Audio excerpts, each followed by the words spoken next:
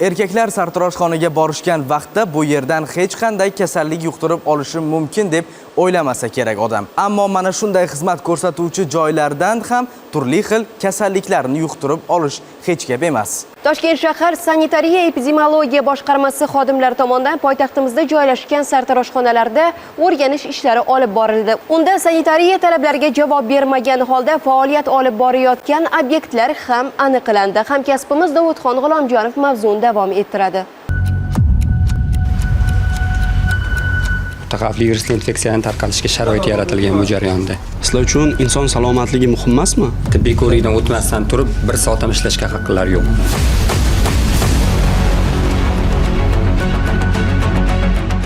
Sartaroshxona va go'zallik salonlarida yuqishi mumkin bo'lgan kasalliklarni oldini olish maqsadida o'tkazilayotgan reyd tadbirlari Toshkent shahri Yashnobod tumanida davom etyapti va biz hozirda erkaklar uchun mo'ljallangan sartaroshxonalarning biriga kelganmiz. Xo'sh, bu yerda vaziyat qanday?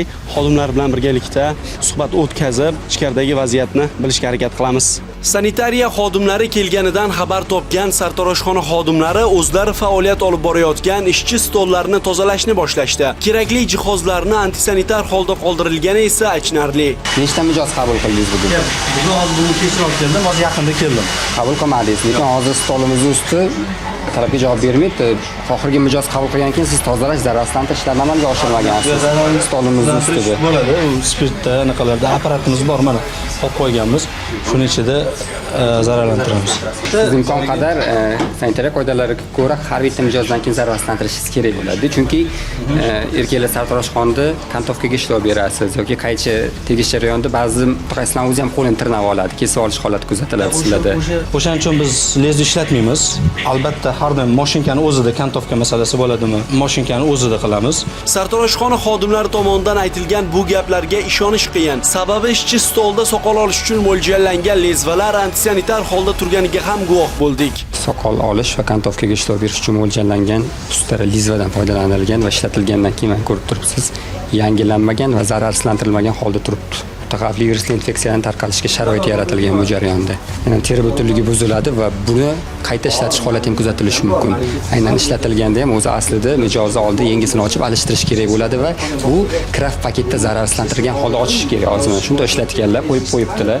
Va ko'rishingiz mumkin, birorta stolimizda o'sha ish jarayoni yakunlangandan keyin bir necha vaqtdan buyon tozalash va zararsizlantirish ishlari amalga oshirilmagan. Ishlatiladigan o'sha taroqlarimizning holati mana kirlanib ketgan. Ishchi stollari nima uchun mana shunday antisanitar holda turganini bilish uchun biz sartaroshxona xodimlariga yuzlandik. Ularning javobi esa quyidagicha bo'ldi.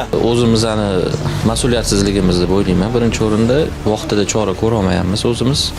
O'zi endi xulosa qilib oldik. Bu yog'iga bolalarga aytamiz, o'zi hozirdan hamma yoqni yig'ishtirib qarab, endi bu yerda o'g'il bolalar ishlagani uchun o'shani hisobiga aniq qila olmaymiz dedi. Sizlar uchun inson salomatligi muhim emasmi? Inson salomatligi birinchi o'rinda turadi. O'shaning uchun ham shu 1-2 kunning ichida hamma kamchiliklarni bartaraf qilamiz. O'rganish ishlari davomida sanitariya epidemiologiya boshqarmasi xodimlari tomonidan sartaroshxona mas'ullariga tushuntirish va topshiriqlar berildi. Sartaroshxonalarga borganingizda albatta ehtiyot bo'ling. Arzimagan mana shunday e'tiborsizlik sabab bir nechta kasalliklarni ham yuqtirib olishingiz mumkin. Davudxon G'ulomjonov, Akrom Turg'unov, Muhammadali Mamajonov, Ovoza informatsion dasturi uchun.